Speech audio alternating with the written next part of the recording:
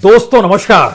तकरीबन 35 बरस हो गए भारत में नारकोटिक्स कंट्रोल ब्यूरो को बने हुए, लेकिन संयोग देखिए इन 35 बरस के भीतर में भारत में नशे का कारोबार बढ़ता चला गया।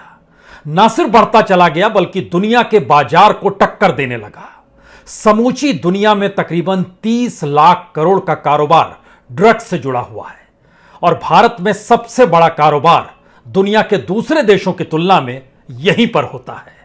इसका कारोबार है तकरीबन 10 लाख करोड़ का और कहा गया था कि ड्रग ट्रैफिकिंग जो होती है उसको रोक देगी एनसीबी, लेकिन बरस दर बरस बीतते चले गए। इस देश में कारोबार बढ़ता चला गया, उसका उपयोग बढ़ता चला गया और एक के बाद एक जब यूनाइटेड नेशन की तरफ से भी आंकड़े जारी किए गए तो वो डराने वाले थे।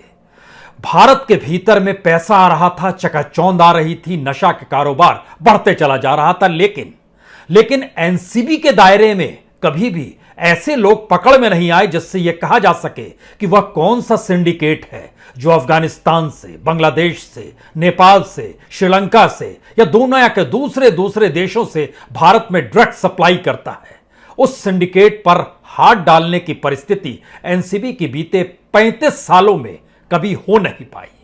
लेकिन इस दौर में 1 ग्राम, 2 ग्राम, 3 ग्राम, 5 ग्राम की परिस्थितियां लगातार पनपती रही, लेकिन इन सब के बावजूद भी भारत में अगर उपयोग बढ़ता चला गया तो भारत में दुनिया के दूसरे देशों की तुलना में कन्विक्शन रेट जो है वो सबसे कम है। आज इन बातों का हम जिक्र कर क्यों रहे हैं? जिक्र करने की जरूरत इसलिए है क्योंकि इस देश की अदालतों को कम से कम एक बार हर उस ऑर्गेनाइजेशन की कुंडली देखनी चाहिए जिसको लेकर उसका जन्म हुआ है और उसके बाद से क्या उसने उसी क्षेत्र में क्या क्या काम किए हैं। सवाल यह नहीं है कि मौजूदा वक्त में कुछ हो रहा है तो उसे माफ कर दिया जाए। सवाल यह है कि यह ताना बाना सिर्फ अपनी पहचान, अपने रुतबे, अपने दायरे और अपनी परिस्थितियों को विस्तार देने के लिए तो इस देश में नहीं होते हैं। यह इसलिए बड़ा महत्वपूर्ण सवाल है क्योंकि जब किसी भी देश में ड्रग्स का कारोबार 10 लाख करोड़ से ज्यादा का हो चला हो सालाना, तो ऐसे में किसकी कितनी कमाई होती होगी। और इस देश के भीतर में मनी लॉन्ड्रिंग भी जब ड्रग्स के कारोबार से जुड़ जाती हो तो हमें लगता है कि आज एक केस की तरफ ध्यान देना पड़ेगा। यह केस दरअसल एक क्रूज में मारे गए छापे को लेकर है और उस छापे में 11 लोगों को पकड़ा गया। 11 में से 3 लोगों को छोड़ दिया गया। क्यों छोड़ दिया गया, इसका कोई पुख्ता सवाल और पुख्ता जवाब आज तक निकल कर नहीं आया। जो एनसीबी की टीम गई वो सामान्य तौर पर कुछ लोगों को अपने साथ रखती है जिससे यह आरोप ना लगे कि किसी भी हालत में एनसीबी जानबूझ के कार्रवाई कर रही है। लेकिन संयोग ऐसा कि जो 2 लोग चेहरे सामने आए उसमें से एक बीजेपी का पदाधिकारी और दूसरा बीजेपी के करीबी नेताओं से करीबी रखने वाला। और इन सब के बीच राज्य सरकार जो कह रही है और केंद्र सरकार यानी देश के गृह मंत्रालय के तहत जो एनसीबी का अपने तौर पर बयान और टिप्पणियां हैं वह केंद्र के हक में है। और मौजूदा वक्त में हर कोई जानता है कि केंद्र सरकार और महाराष्ट्र सरकार की पटती नहीं है।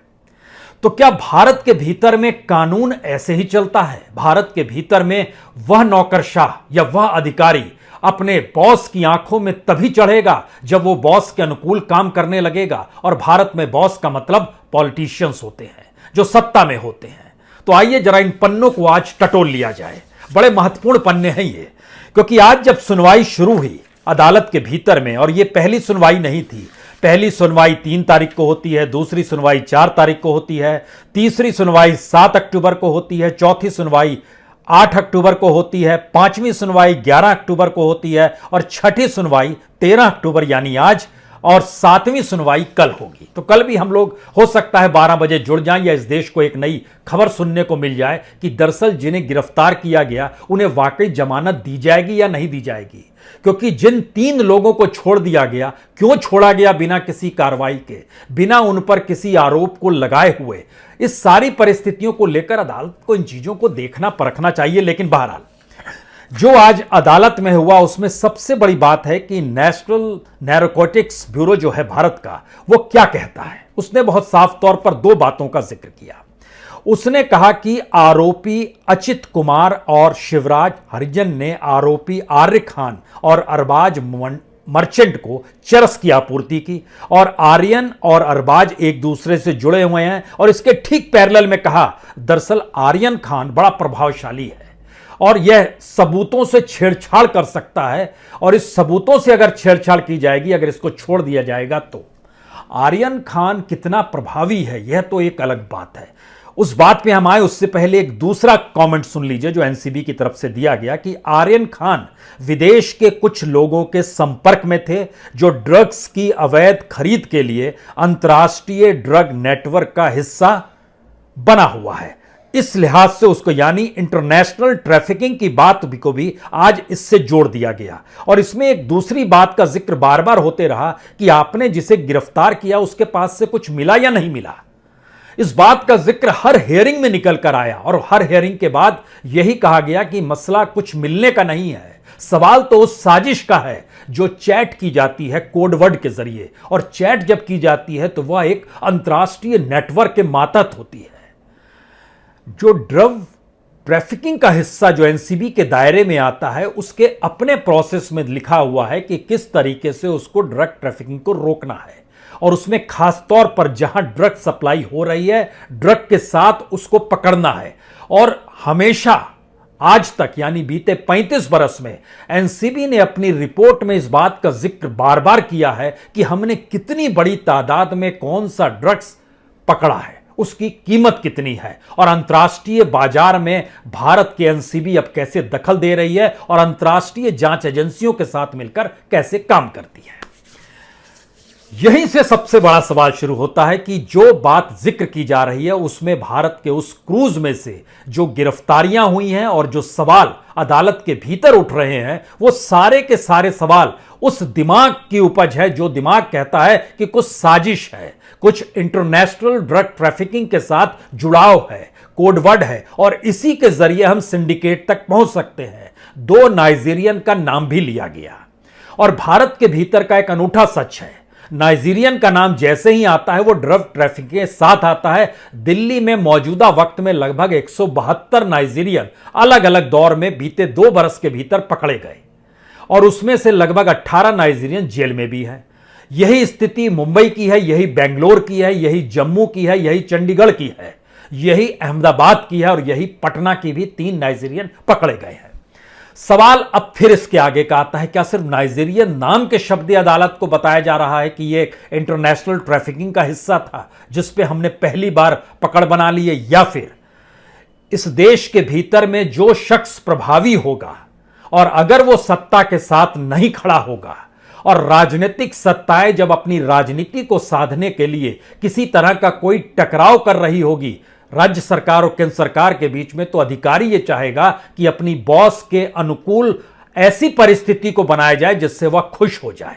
तो क्या वाकई एनसीबी के मौजूदा अधिकारी यही कर रहे हैं?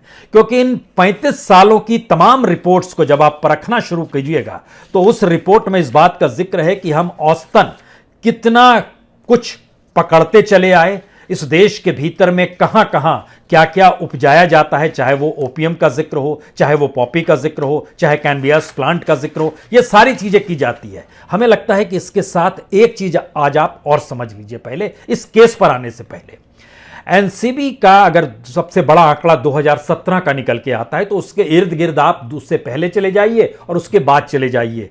2551 केजी अफीम उसने पकड़ी 2017 में। इससे पहले का टोटल अगर एवरेज निकालना शुरू कीजिएगा तो वो तकरीबन 1700 केजी का एक एवरेज निकलता है, इतना वो हर साल पकड़ते हैं। हीरोइन जो है 2116 केजी, उसका जब एवरेज निकालिएगा तो तकरीबन 1200 केजी एवरेज इस दौर में निकल कर आएगा। 3,25,000 केजी गांजा पकड़ में आया। गांजा इस देश के कितने इलाकों में होता है वह लगभग 8 राज्यों के हिसाब से अगर देखना शुरू कीजिए तो लगातार गांजा का प्रोडक्शन बढ़ते चला गया है भारत में इसी दौर में जब एनसीबी थी।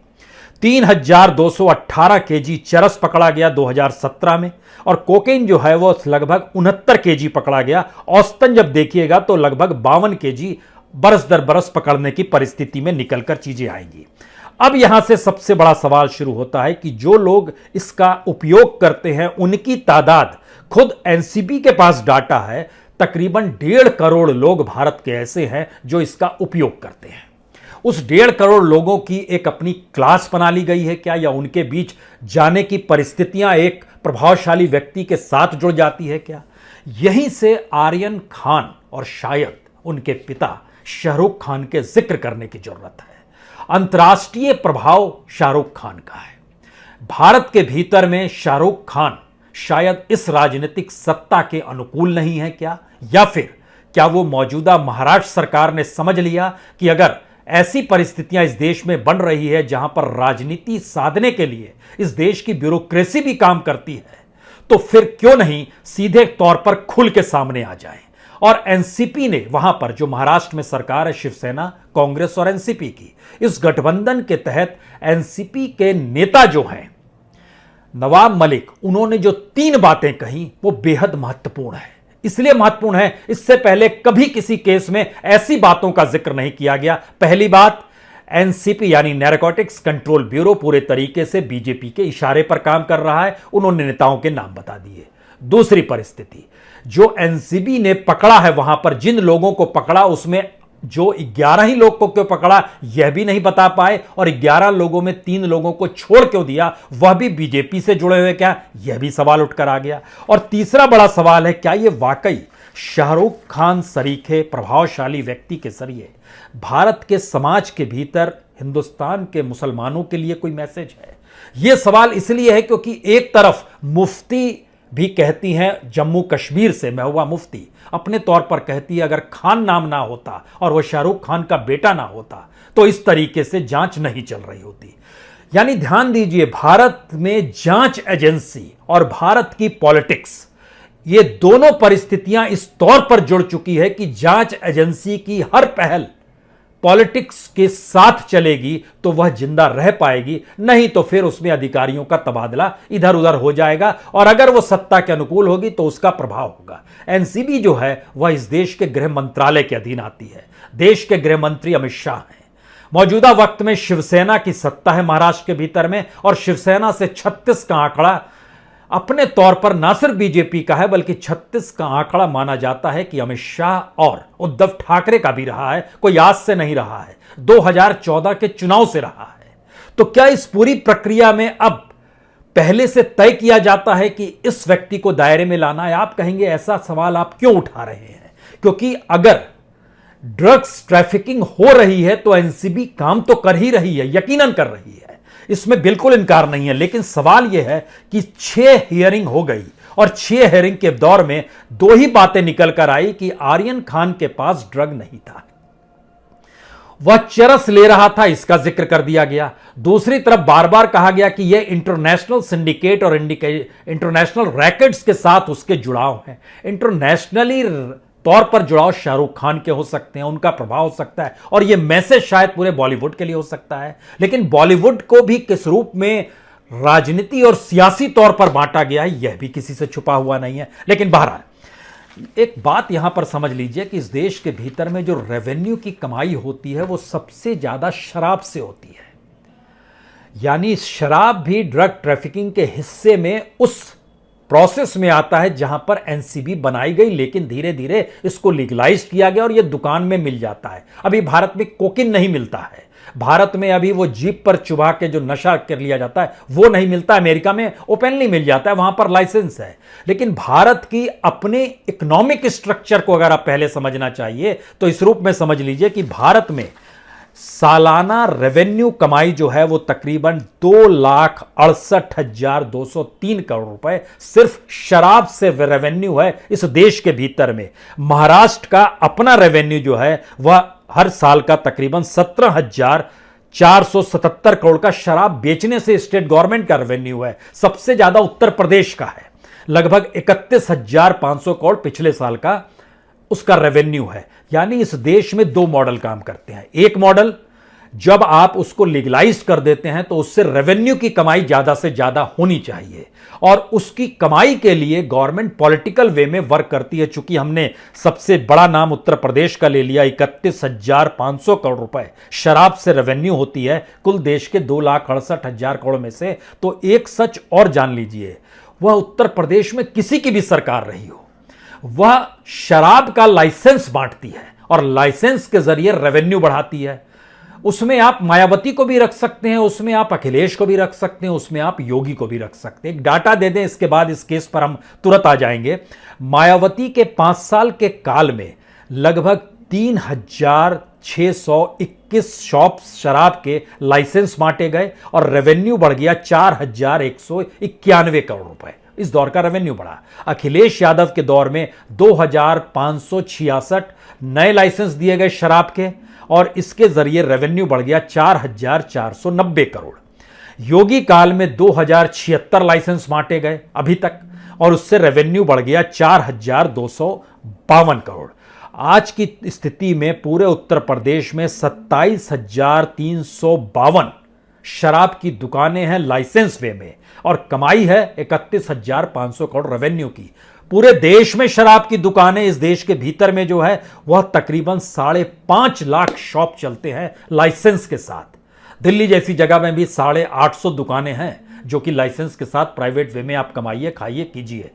यानी ड्रग जो है, उस ड्रग के जरिए कमाई अगर समूची दुनिया का कारोबार 30 लाख करोड़ का है और भारत के भीतर में वो 10 लाख करोड़ को छू चुका है, तो इसका मतलब है भारत दुनिया में ड्रग्स को लेकर सबसे बड़ा अड्डा है। और उस दौर में भारत में जमीन पर प्रोडक्शन, वैसे गांजा का और उपजाना या बाकी उसका डाटा भी दिया है। खुद ही एनसीबी इस डाटा को बताती है कि हमारे यहाँ कितना किस रूप में चीज़ें उपजाई जाती है। ये इसलिए बड़ा महत्वपूर्ण है क्योंकि कहीं ना कहीं अदालत को इन बातों को रीड करना चाहिए और एनसीबी से पूछना चाहिए कि महाराज इस देश के भीतर में जो ओबीएम उपजाया जाता है, जब आपको बनाया गया था उस समय सिर्फ 2 ही राज्य थे और उस समय खपत जो थी और आज की तारीख में वो खपत कितनी बढ़ गई है यह भी बताना चाहिए। और आप करते क्या हैं? क्या एक ऐसी स्थिति आ गई है क्योंकि ओपीएम हिमाचल प्रदेश, कश्मीर, उत्तराखंड, अरुणाचल, कर्नाटक, इन तमाम जगहों पर होता है। आप इससे समझ लीजिए कि 98 का डाटा एनसीबी देती है कि जो पॉपी प्लांट होता है वो 333 एकड़ में उपजाया जाता था, आज की तारीख में वो बढ़ते बढ़ते 2,560 एकड़ में हो गया। जो कैनबिस प्लांट होता है वो 627 एकड़ में उपजाया जाता था 1998 में, आज बढ़ते बढ़ते ये 5,620 एकड़ में। सरकार के ही आंकड़े हैं। यानी प्रोडक्शन बढ़ रहा है, कारोबार बढ़ रहा है, पैसा बढ़ रहा है, उस पैसे के जरिए उगाही बढ़ रही है और इसी प्रोसेस में यह देश चल रहा है। सवाल यह नहीं है कि क्रूज पे रेव पार्टी थी, सवाल है कि हर दिन और हर फ्राइडे नाइट के बाद जो पुणे और नासिक का हाल है, जो मुंबई से सटे हुए हैं, वहां की परिस्थितियों को भी अगर टटोला परखा जाए तो उसमें कोई खान मिलेगा या नहीं मिलेगा कहना मुश्किल है। किसी सेलिब्रिटी को लिया जाएगा या नहीं लिया जाएगा कहना मुश्किल है। लेकिन एनसीबी के सामने इस देश के भीतर में लगभग उसके अपने मुख्यालय जहां पर हैं, जहां जहां इनके दफ्तर खुले हुए हैं, वहीं वहीं पर अगर वो छापा मारने की शुरुआत कर दे तो यकीनन भारत के भीतर में कई तरीके से उसको कब्जे में लिया जा सकता है, जिसको लेकर वो लगातार खोज रही है कि हम किस रूप में खोजें। क्योंकि अफगानिस्तान, पाकिस्तान, नेपाल, म्यांमार, इन जगहों से जो हीरोइन, कोकीन, मॉर्फिन आती है, इसके ड्रग्स का कारोबार सिर्फ बीते 10 साल के भीतर में 14 गुना अफीम बढ़ गया और 455% इनका उपयोग भारत के भीतर बढ़ गया। रुकता क्यों नहीं है ये? अब दोबारा लौटिए इस केस को लेकर। इस केस में सिर्फ 3 बातों पर एनसीबी टिकी हुई है। एक, आर्यन खान के कोई ना कोई संपर्क और उसकी जो चैट है वह कहीं ना कहीं उस सिंडिकेट से जुड़ती है जिस सिंडिकेट को पकड़ने के लिए एनसीबी को बनाया गया है। उस चैट के कोडवर्क को वो डिकोड करना चाहती है, इसीलिए वो कह रहे। दूसरी बात, उसका आर्गुमेंट है कि चूंकि यह एक, शायद जो कहने की जरूरत नहीं है, शाहरुख खान का मतलब अंतर्राष्ट्रीय तौर पर उसकी एक पहचान है, भारत के भीतर भी वह, उसकी फैन फॉलोइंग जबरदस्त है, बॉलीवुड के भीतर उसका अपना कारोबार और उसकी अपने व्यक्तित्व तौर पर जो उसका नेटवर्थ है वो किसी भी बॉलीवुड के नायक से बड़ा है। सवाल यह है कि कोई व्यक्ति जब अपने आप में एक बिजनेस मॉडल के साथ खड़ा हो जाए और जो राष्ट्रीय और अंतर्राष्ट्रीय तौर पर परिस्थितियों को प्रभावित करने में लगा हो, तो वैसी परिस्थिति में अगर उसके परिवार का कोई शख्स कटघरे में आता है तो उसको साथ सौदेबाजी हो सकती है, उसके साथ बार्गेनिंग हो सकती है, उसको थ्रेट दिया जा सकता है, उसको आने वाले वक्त में किस दिशा में जाना है यह बताया जा सकता है। क्या ये सारी परिस्थितियां एक साथ चल रही है? अगर आप नवाब मलिक के हिसाब से समझिए, या फिर महबूबा मुफ्ती के मिजाज से समझिए, या राजनीतिक तौर पर समझिए, तो फिर आपके सामने 3 मैसेज निकल कर आएंगे। इस देश के भीतर में वैसे लोगों को कटघरे में खड़ा करने की कोशिश सत्ता अपने तौर पर करती है, क्योंकि 2014 के बाद लगभग 94 सेलिब्रिटीज पॉलिटिशियंस के घर पर ईडी पहुंची, आईटी की रेड हुई। उसके बाद उसमें से सिर्फ 6 लोग पे हाथ ही कुछ निकल पाया, लेकिन वह भी छूटे हुए हैं, किसी के हाथ में कुछ नहीं आया। यानी ईडी और आईटी का उपयोग कैसे किया जाता है? नया एनसीबी जुड़ गया है, जो नैर्कोटिक्स डिपार्टमेंट है वो जुड़ गया है। तो क्या यह माना जाए इस पूरे प्रोसेस में 2-3 बातें खुले तौर पर हो रही है इस देश के भीतर में। राजनीतिक सत्ता के अनुकूल इस देश की सेंट्रल एजेंसी काम करेगी। उस राजनीतिक सत्ता के खिलाफ अगर स्टेट खड़ा है तो वहां पर स्टेट के मंत्री खुले तौर पर उस एजेंसीज का विरोध करेंगे। और इन सब के बीच जो पूंजी का पूरा प्रभाव होगा, वह पूंजी का प्रभाव इतना जबरदस्त होगा कि उसके जरिए अपनी नेटवर्किंग को बढ़ाने की स्थिति में कोई ब्यूरोक्रेट भी आ सकता है, कोई अधिकारी भी आ सकता है, कोई जांच एजेंसी भी आ सकती है। क्योंकि 1985-86 में जब शुरू किया गया था एनसीबी, तब इसमें काम करने वाले लोग तो सिर्फ 25 थे। आज की तारीख में इसमें 1001 लोग कर्मचारी काम करते हैं, यानी 1000 से ज्यादा कर्मचारी हैं। देश के अलग अलग हिस्सों में इसका हेडक्वार्टर है, जो हम आपसे जिक्र करना चाह रहे थे। अगर वो उन्हीं जगहों पर कार्रवाई शुरू कर दे और सिर्फ उन जगह पे जहां जहां इसके दफ्तर खुले हुए हैं, उसको सिर्फ अदालत यही टास्क दे दे कि जहां आपके दफ्तर हैं, मैक्सिमम स्ट्रेंथ है, आपको वहां पर पुलिस की मदद मिल जाएगी, आप छापे मारिए और वहां पर ड्रग ट्रैफिकिंग और ड्रग के उपयोग को रोक डालिए। अब आप सुनिए कौन कौन सी जगह पर है। मुंबई, दिल्ली, बेंगलोर, कलकत्ता, चेन्नई, जोधपुर, चंडीगढ़, जम्मू, अहमदाबाद, गुवाहाटी और पटना। इन जगहों पर एनसीबी के दफ्तर काम करते हैं और इन जगहों पर भारत के भीतर में जो 10 लाख करोड़ का पूरा कारोबार सालाना जो डाटा निकल कर आता है, उसमें से लगभग 8 लाख करोड़ यहीं पर खेल होता है। क्यों चल रहा है ये खेल? अदालत को ये पूछना चाहिए, और पूछना इसलिए चाहिए क्योंकि आखिर में मकसद तो इस देश में ड्रग के ऊपर प्रतिबंध लगाने का ही है ना। क्योंकि लाखों की तादाद में ड्रग से मौतें हो जाती हैं और लाखों की तादाद में लोग ड्रग को उस देश के भीतर में उसको शून्यता में ले जाते हैं, यानी उनकी उपयोगिता इस देश को डेवलपमेंट को लेकर खत्म हो जाती है। और खास तौर से युवा पीढ़ी उसकी गिरफ्त में चलती चली जा रही है। और युवा पीढ़ी के भीतर भी नया एक डाटा निकल कर आया, ये बहुत हैरान करने वाला है। All India institute of medical science का, जो पंजाब पे अपने तौर पर जब काम कर रही थी कि पंजाब में जब उड़ता पंजाब का जिस दौर में चल रहा था पिछले इलेक्शन के दौर में 2017 में, तो उसने रीड करना शुरू किया। वहां की एक कमेटी ने रीड किया।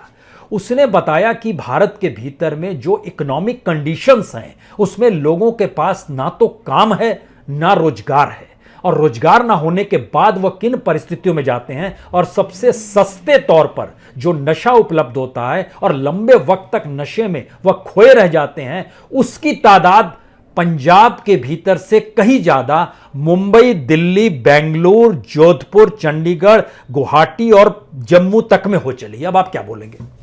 यह अगर एम्स का डाटा है, तो इन सारी परिस्थितियों में सवाल सिर्फ इतना है, यह हर कोई समझ रहा है, जान रहा है कि जिस सिंडिकेट को पकड़ना चाहिए वहां एनसीबी हाथ क्यों नहीं डाल पाती है। और जिस सिंडिकेट से जोड़कर आर्यन को लेकर सवाल उठा रही है, उसमें सवाल यही है कि उनके पिता शाहरुख खान है।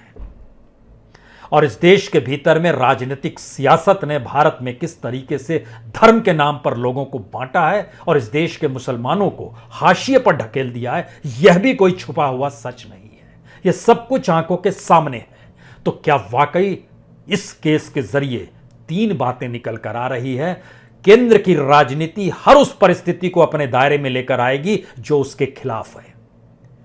सियासत के अनुकूल इस देश की जांच एजेंसी काम करेगी, जिससे वह आगे बढ़ सके, उसके अपने अधिकारियों का मान सम्मान अपने बॉस की नजरों में ऊपर हो जाए। और तीसरी बड़ी बात, जो लोग प्रभावित, जो प्रभाव डालते हैं, जिनका समाज में एक रुतबा है, जिन्होंने अपनी मेहनत मशक्कत से अपने क्षेत्र में प्रोफेशनलिज्म के जरिए ही आगे बढ़े हैं, वह कम से कम इस सत्ता का साथ दें, अन्यथा उनको कटघरे में खड़ा कर दिया जाएगा। बहुत बहुत शुक्रिया, बहुत बहुत शुक्रिया।